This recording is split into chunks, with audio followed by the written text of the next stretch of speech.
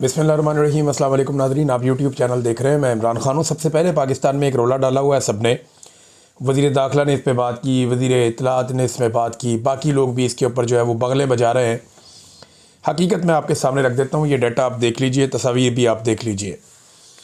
ये कह रहे हैं जी पाकिस्तान 126 में से 98 पे आ गया, तो पाकिस्तान के पासपोर्ट को बहुत बड़ी कामयाबी मिल गई और पाकिस्तान जो है वो अब पाकिस्तानी अपने पासपोर्ट के ऊपर ज़्यादा दुनिया के ममालिक में बग़ैर वीज़ों के जा सकते हैं। तो मैं ज़रा आदाद शुमार निकाल के आपके सामने रख देता हूँ। देखिए, ये डिजिटल मीडिया का दौर है। आपको रिकॉर्ड मिल जाता है वन क्लिक के ऊपर, आपको थोड़ी सी रिसर्च करनी पड़ती है। ये लोगों को बेवकूफ़ समझते हैं, उन्हें लगता है कि ये 90 की दहाई में या 80 की दहाई में ज़िंदा है। लोगों को जो कहेंगे लोग मान लेंगे। जब नवाज शरीफ जैसा आदमी भी कौम को बेवकूफ़ बना लेता था, जब आसिफ अली जरदारी ने भी यही किया, जर्नैलों ने भी यही किया। लेकिन अब डिजिटल मीडिया का दौर है, तो मैं आपके सामने रखता हूँ हक़ाइक़।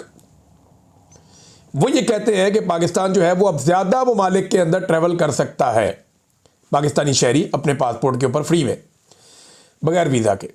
तो 2024 में 34 ममालिक में सफ़र किया जा सकता था बग़ैर वीज़ा के। 2025 में ये ममालिक कम होके 33 हो गए और 2026 में ये ममालिक मज़ीद कम होके 31 हो गए। तो ये तो तादाद कम हो रही है, जो डाटा है वो ये बता रहा है। यानी वही डाटा मैंने पढ़ा है, वही इन्होंने पढ़ा। इनके मुल्क कैसे बढ़ गए और मेरे कैसे कम हो गए।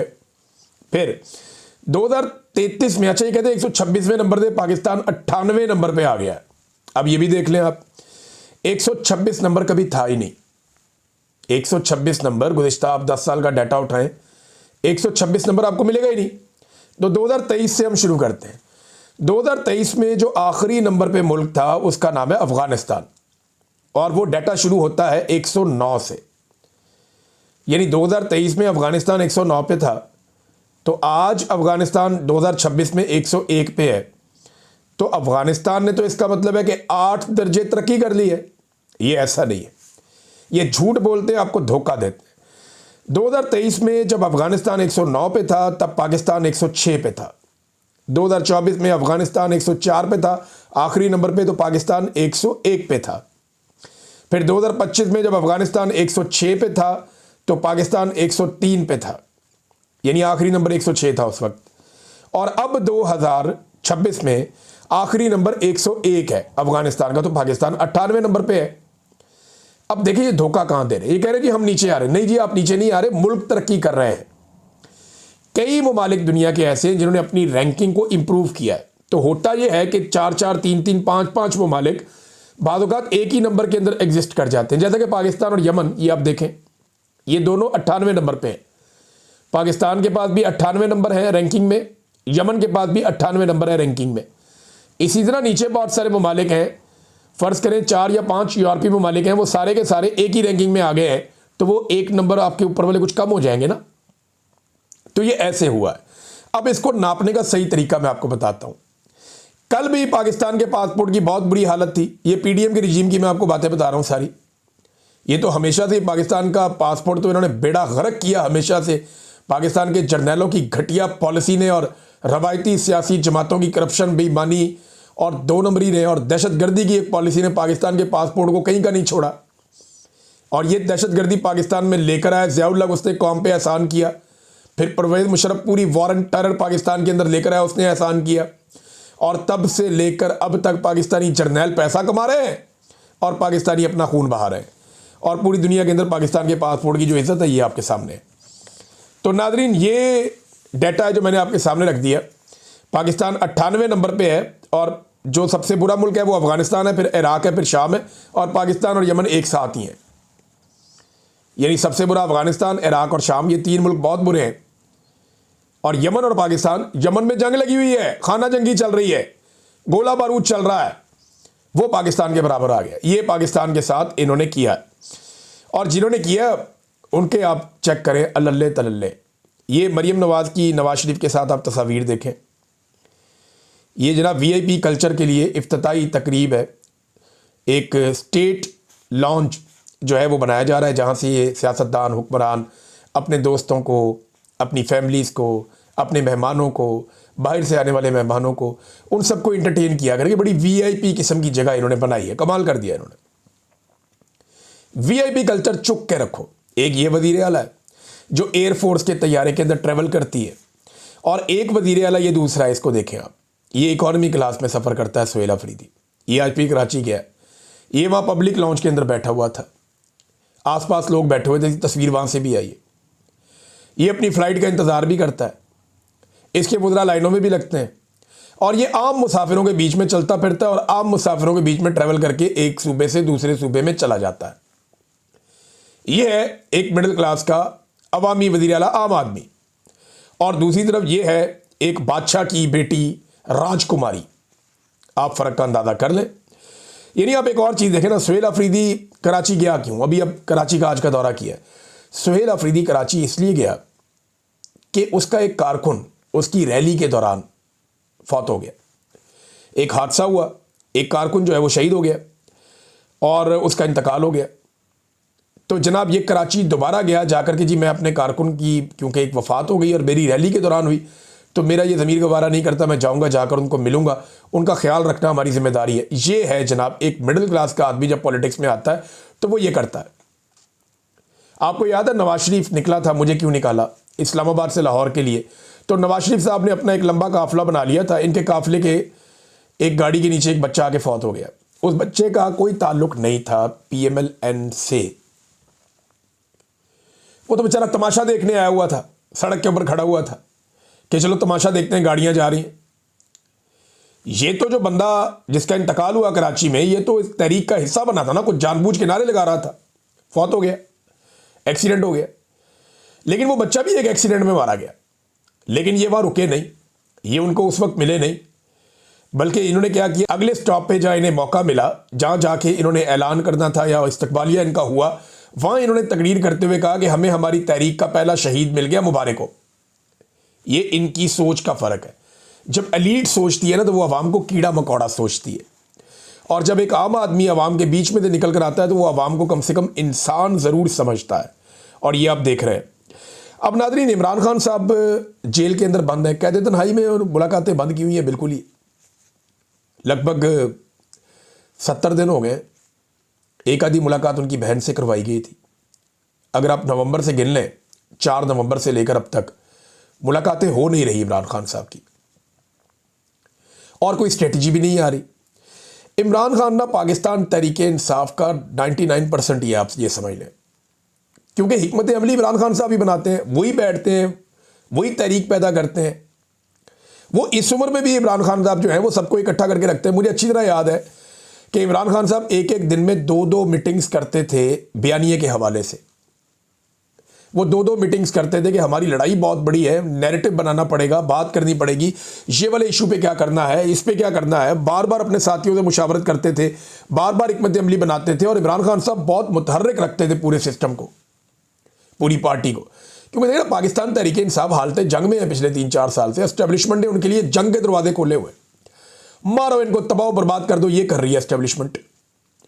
तो मिलिट्री एस्टेब्लिशमेंट तो जंग के अंदर उतरी हुई है, बयानिए की एक जंग में। तो इमरान खान साहब जब तक बाहर थे वो रोजाना की बुनियाद के ऊपर बयानियां बनाते थे, या जब तक उन्हें जेल के अंदर से मौका मिलता रहा वो जेल के अंदर से गाइड करते रहे। लेकिन जब से इमरान खान को कैद तन्हाई में डाला गया, अब मुझे एक बयानिया बताइए पाकिस्तान तहरीक इंसाफ ने बनाया, सवाए एक जुमला है सुहेल अफरीदी का कि हर चौक डी चौक, इसके अलावा आप बताएं कौन सा बयानिया। सुहेल अफरीदी बतौर एक वजीर आला अपने तौर पर भाग दौड़ कर रहे हैं, और वो मोबिलाइजेशन कर रहे हैं, चैनलाइजेशन नहीं हो रही। मोबिलाइज करना और चैनलाइज करना 2 अलग अलग चीज़ें हैं। जो लोग समझते हैं उन्हें आइडिया हो गया है कि वो सिर्फ एक तहरीक चलाने के लिए लोगों को मोबिलाइज कर रहे हैं, विजुअल्स बन रहे हैं, वो अपनी जिम्मेदारी पूरी कर रहे हैं। लेकिन ग्राउंड के ऊपर स्ट्रीट मूवमेंट के लिए जो लोगों को चैनलाइज करना है, जो लोगों को जोड़ना है, वो काम नहीं हो रहा। मैं सीरियस आपको बता रहा हूं। इमरान खान साहब ने इख्तियारात दिए सलमान अकरम राजा साहब को, वो पॉलिटिकल कमेटी की तरह कौन से फैसले, जहां रोजाना की बुनियाद पे बयानिया आता था, वहां पे आपको कई हफ्ते आपको बयानिया ही कोई नहीं आता, आपको पता ही नहीं चलता पाकिस्तान तहरीक इंसाफ है किधर, और इनका स्टेटमेंट क्या आएगा या इनका मौक़िफ़ क्या है किसी चीज़ के ऊपर। आप ढूंढते रहते हैं टेलीफोन करके इधर उधर कि जनाब इस चीज़ पे मौक़िफ़ दें, और कोई मौक़िफ़ देने के लिए भी तैयार नहीं होता। ये हालात हो गए। अब बयानिए की इस लड़ाई के अंदर इमरान खान साहब कैद तन्हाई में, वो तो अब लड़ नहीं सकते, उनको तो बिल्कुल ओझल कर दिए। तो जिन लोगों को इमरान खान साहब ने लड़ने की ड्यूटी दी है वो किधर है? बार बार इमरान खान साहब ने कहा कि इस्लामाबाद हाई कोर्ट जाएं, इस्लामाबाद हाई कोर्ट जाएं, बार बार उन्होंने कहा। लेकिन पाकिस्तान तहरीक इंसाफ के लोग जाते ही नहीं। जाते हैं तो चंद लोग चले जाते हैं। 350 की तादाद है आपकी, 300 से ज्यादा हैं आप। MNAs, MPAs, सेनेटर्स 350 है। ये सिर्फ वो है जो अरकान असेंबली है। ये 300 से ज्यादा लोग चले जाएं अगर रेड जोन में हाई कोर्ट की बिल्डिंग के अंदर, और जजों से अपने वकला के साथ खड़े होकर इंसाफ मांगे, और वकला तंजीमें जो इमरान खान के साथ हैं वो भी वहां पे उनके साथ जुड़ जाएं, तो शाम के वक्त घसीट की पुलिस बाहर निकालेगी ना, तो रेड जोन है भाई, सारी एम्बेसी है वहां पे। पूरी दुनिया के अंदर रोला जाएगा, पूरी दुनिया के अंदर शोर मचेगा। इस्लामाबाद हाई कोर्ट में सैकड़ों मीडिया वाले पहुंच जाएंगे, बैन अवी मीडिया पहुंच जाएगा। देखो ये क्या हो रहा है पाकिस्तान में।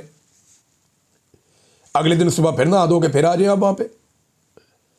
क्या होगा? गिरफ्तार कर लेंगे ज्यादा। बेशुमार लोग गिरफ्तार हुए। वो लोग भी गिरफ्तार हुए जिन्होंने वोट नहीं लिए, जो असेंबलियों में नहीं पहुंचे, जिन्हें मुराद नहीं मिली, वो भी गिरफ्तार हुए, और उन्हें मिलनी भी नहीं है। जिन लोगों को इस लड़ाई में कुछ नहीं मिलना, वो गिरफ्तारियां दे रहे हैं, कुर्बानियां दे रहे हैं, और जो इस लड़ाई के बेनिफिशियरी है, लीडर बने फिरते हैं, वो कुर्बानी देने से भाग रहे हैं। एक बड़े रहनुमा ने यह कहा, जनाब कि मैं गिरफ्तार हो गया तो मेरा बहुत बड़ा माली नुकसान हो जाएगा। कई वकील इसलिए जजेस को जाकर चैलेंज नहीं करते, अदालतों के अंदर सख्त रवैया नहीं अपनाते, उन्हें पता है उनके अपने प्राइवेट केसेस है करोड़ों रुपए के। वो कहते जी हमारा नुकसान हो जाएगा अगर हमने अदलिया से बिगाड़ दी तो इमरान खान साहब के लिए किसी किस्म की कोई हिकमत अमली नहीं है। ये बिल्कुल क्लियर है। आसिम मुनीर साहब इमरान खान साहब को नहीं छोड़ेंगे।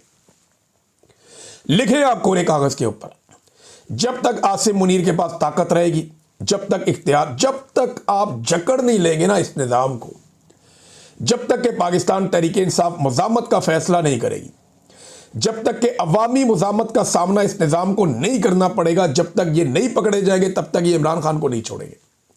सवाल ही पैदा नहीं होता। और उनके लिए इससे ज्यादा कंफर्टेबल पोजीशन क्या होगी कि पाकिस्तान तहरीक इंसाफ 2-2 हफ्ते बयानियां ही नहीं देती। सकून.com। तो ये जनाब ऐसा लगता है कि सारे सकून से बैठ गए हैं। मैं कोई फतवा जारी नहीं कर रहा, मैं इसके हक में भी नहीं हूं कि इसको ये कहूं, इसको ये कहूं, इसको ये कहूं, तूने ये क्यों नहीं किया। मुझे बुरा लगता है लोग एक दूसरे की तस्वीरें बिगाड़ते हैं, उनके बारे में मीम्स बनाते हैं, तुम कंप्रोमाइज्ड हो, तुम फौज के साथ मिल गए, लोग ये करते हैं। मैं ये नहीं कह रहा, मैं ये कह रहा हूं कि जो आप कर सकते हैं, मुझे पता है पाकिस्तान के अंदर रह के काम करना बहुत मुश्किल है, लेकिन जितना काम किया जा सकता है उतना भी नहीं हो रहा। पॉलिटिकल पार्टी के बाद इतना इख्तियार तो होता है कि वो आपस में मिलकर बैठे। आपके साथ एस्टेब्लिशमेंट ने एक जंग छेड़ी हुई है। आपका वॉर रूम किधर है जहां बैठ के आप स्ट्रेटजी बनाते हैं? आखिरी स्ट्रेटजी आपने कब बनाई थी? एक पॉलिटिकल कमेटी बनी है, सुना उसकी कोई मीटिंग 1-2 हुई है, लेकिन पता ही नहीं क्या मीटिंग हुई है। उसका कोई एलामिया, कोई चीज़ हमारे पास है ही नहीं। वो तहरीक तहफ़्फ़ुज़ आईन पाकिस्तान वाले बैठते हैं, वो बैठ के कोई बात करते हैं, लेकिन उसके बाद सब गायब हो जाता है। वही लोग कोशिश कर रहे हैं। तो ये इमरान खान साहब के साथियों ने इमरान खान साहब के लिए मादरत के साथ जो वो कर सकते थे वो उन्होंने नहीं किया। हत्ता कि जिन लोगों ने आवाज़ उठाई ना, उनके लिए भी इन्होंने आवाज़ नहीं उठाई। मैं 2 नाम आपके सामने रखता हूँ, साबिर शाकिर, मोहित पीरज़ादा। इन दोनों को 85 साल सज़ा हुई है। मुझे बताएं ये किसके लिए आवाज़ उठाते हैं? इमरान खान के लिए। पाकिस्तान तहरीक इंसाफ के ऊपर होने वाली ज़्यादतियों के खिलाफ आवाज़ उठाते हैं ना दोनों लोग। इन्होंने अपने घर छोड़ दिए, खानदान छोड़ दिए, अपने नुकसान बर्दाश्त कर लिए, पाकिस्तान से बाहर पड़े हुए, जान को खतरा है, कोई पता नहीं कब कोई आगे कहां से कोई हरकत कर जाए। इसके बावजूद ये दोनों आवाज़ उठाते हैं। किस लिए? इन्हें क्या मिलना है? कुछ भी नहीं। इन्हें हासिल क्या होगा? कुछ भी नहीं। मुझे अच्छी तरह याद है इमरान खान की हुकूमत थी, सहाफ़ी को मच्छर भी काट जाता था, पूरी अपोजिशन जाकर बैठ जाती थी। कोई छोटा मोटा इंसिडेंट हो जाता था जो कि गलत है, लेकिन सारी अपोजिशन जाकर बैठती थी। अपोजिशन का काम ही ये होता है, उन्होंने इंसाफ थोड़ी देना है, उन्होंने तो रोला डालना है। 85 साल सजा होगी मोहित पीरज़ादा को और साबिर शाकिर को। और सजा क्यों हुई? क्योंकि ये इमरान खान साहब का बयानिया सुना रहे थे, ये इमरान खान साहब का मौक़िफ़ सुना रहे थे।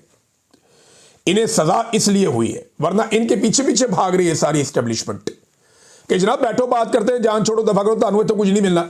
ये वो कहते हैं, सबको कहते हैं। लेकिन आप मुझे ये बताएं, बिल्कुल अपने दिल पे हाथ रख के, पाकिस्तान तहरीक इंसाफ ने कितनी दफ़ा इनके लिए आवाज़ उठाई? सुहेल अफरीदी ने 1-2 दफ़ा बात की है। कोई गोल बोल किस्म की ये बात कर जाते हैं। क्या किसी ने खुलकर इन 2 सहाफ़ियों के लिए, जो प्रेस क्लब के मेंबर्स भी हैं, जो पाकिस्तान के अंदर कई कई दहाइयों से, कई कई सालों से जो है वो कर रहे हैं सहाफत, इनको 85 साल सजा होगी। किसने आवाज़ उठाई इनके लिए? ये रोज़ाना तहरीके इंसाफ के हक़ के लिए आवाज़ उठाते हैं, तहरीके लब्बैक के हक़ के लिए आवाज़ उठाते हैं, ये बलोचों के हक़ के लिए आवाज़ उठाते हैं, ये मजलूमों के हक़ के लिए आवाज़ उठाते हैं, ये इमरान खान के ऊपर जाली मुकदमात के खिलाफ आवाज़ उठाते हैं, उन्हें होने वाली गलत सज़ाओं के खिलाफ आवाज़ उठाते हैं। इनके लिए आवाज़ किसने उठाई? हमने अरशद शरीफ का केस किया, इनमें से कौन आया अदालत में? बताएं ना, कौन आया? कोई नहीं आया। तो ये कहानी है। ये पाकिस्तान तहरीके इंसाफ को ये सोचना पड़ेगा कि इमरान खान के बाद, यानी इमरान खान तो आवाज़ उठा रहे हैं, वो तो जोर लगा रहे हैं, लेकिन वो जेल के अंदर बंद है, कहते तन्हाई में चला गया, तो फिर कौन? क्यों नहीं आवाज़ उठा रहे? क्यों नहीं बात कर रहे? क्या आवाज़ उठाना भी बंद हो गया आपका? बात करना भी बंद हो गया? आपको तो असेंबली के प्लेटफॉर्म पर रोला डालना चाहिए था। भाई 2 जर्नलिस्ट आपने 85 साल आपने इनको सजाएं सुना दी, किस जुर्म में सुना दी आपने? क्या उन्होंने ऐसा कर दिया? लेकिन आवाज़ नहीं उठाई। इमरान खान के लिए आवाज़ नहीं उठा रहे, किसी और के लिए क्या उठाएंगे? मैं आज़ाद कश्मीर के लोगों को भी मुझे याद आ गया, मैं इनको भी ज़रा बताना चाहता हूँ। एक तो आज़ाद कश्मीर के हर शहरी तक जिन्होंने ये तहरीक चलाई थी ना, उन तक मेरा ये पैगाम ज़रूर पहुँचाएं। आप लोगों ने ना सोहराब बरकत का हक अदा नहीं किया और सोहराब बरकत ने अपना हक अदा किया। मैं नहीं हूँ, बहुत सारे और सहाफ़ी हैं जिन्हें सोहराब बरकत हमें इन्फॉर्म करता था, हम उससे ख़बर लेते थे, हम उससे पूछते थे। वो बहुत फ़िक्रमंद था आज़ाद कश्मीर के लिए, आज़ाद कश्मीर के लोगों के लिए। वो आपके हक़ के लिए जिद्दोजहद करता रहा, लड़ता रहा, आवाज़ उठाता रहा, और उसको सज़ा भी इसी बात की मिल रही है, और कोई उसने कुछ नहीं किया। लेकिन आज़ाद कश्मीर के लोगों ने अपने हक़ में आवाज़ उठने को तो बड़ा पसंद किया, लेकिन जब सोहराब बरकत फंस गया, जब उसे ज़रूरत पड़ी, तो ये एक दिन बाहर नहीं आए उसके लिए। एक दफ़ा बाहर आए थे, लेकिन एक ऑफिसर के कहने पे सोहराब बरकत के साथ साथ 12-15 और मुतालबात बीच में शामिल कर दिए कि जनाब ये भी मुतालबा, ये भी मुतालबा, ये भी मुतालबा। सोहराब बरकत वाला मामला कहीं और चला गया। और भाई उस आदमी ने आपके लिए क्या नहीं किया, आपको मैं बता नहीं सकता। इस वक्त वो गिरफ्तार है, जिस लेवल तक वो गया, और आपने उसके लिए क्या किया? टके का कोई काम नहीं किया आपने उसके लिए। आपने उसके साथ बेवफाई की है। मैं ये कश्मीरियों को कहना चाहता हूं, मैं खुद कश्मीरी हूं, लेकिन मैं कहना चाहता हूं कि आपने उसके साथ बेवफाई की है। आपने उसके लिए आवाज़ नहीं उठाई, उसको बाहर निकालने की कोशिश नहीं की आपने। उसने जितनी कोशिश की आपने उसका 10% भी नहीं किया, 5% भी नहीं किया। मैं आपको कह रहा हूं और जिम्मेदारी के साथ कह रहा हूं। यानी वो बेचारा अपनी जान जोखिम में डाल के बैठा हुआ। और याद रखिएगा मेरी बात, आपको दोबारा भी तहरीक चलानी पड़ेगी, आपको दोबारा भी मैदान में आना पड़ेगा, क्योंकि ये हुकूमत आपको बार बार धोखा देगी। लेकिन अब कौन सोहराब बरकत बनेगा? बार बार लोग आपसे बार बार धोखा खाएंगे। आप खुद ये अपने साथ कर रहे हैं, कोई और नहीं कर रहा। 10 बार सहाफ़ी सोचेंगे कि जनाब अगर इनके हक में आवाज़ उठाई तो हमें अगवा कर लिया जाएगा, गिरफ्तार कर लिया जाएगा, और ये मुड़ के पूछेंगे भी नहीं। मैं यही कहना चाहता था, अपना एहतसाब खुद कर ले। आप सोच लें कि आपने एक नौजवान को बेयारो मददगार छोड़ा उस वक्त जब उसे आपकी ज़रूरत थी, और वो आपके साथ खड़ा हुआ उस वक्त जब आपको उसकी ज़रूरत थी। किस लेवल तक खड़ा हुआ, कभी उससे पूछिएगा, वो आपको बताएगा। नाज़रीन, कई बड़े ज़बरदस्त किस्म के इनकलाबी बड़े बड़े नाम वो भी बेनकाब हो गए। ये नदीम फारूक पराचा साहब जैसे लोग हमेशा डेमोक्रेसी, जमहूरियत, ज़िया ने ये कर दिया, मुशर्रफ ने ये कर दिया, बड़ी बड़ी बातें करने वाले लोग अब कह रहे हैं जी हाइब्रिड रिजीम जो है वो ठीक है, हमारी ज़रूरत है। यानी दोगला निज़ाम पाकिस्तान में चलने दें।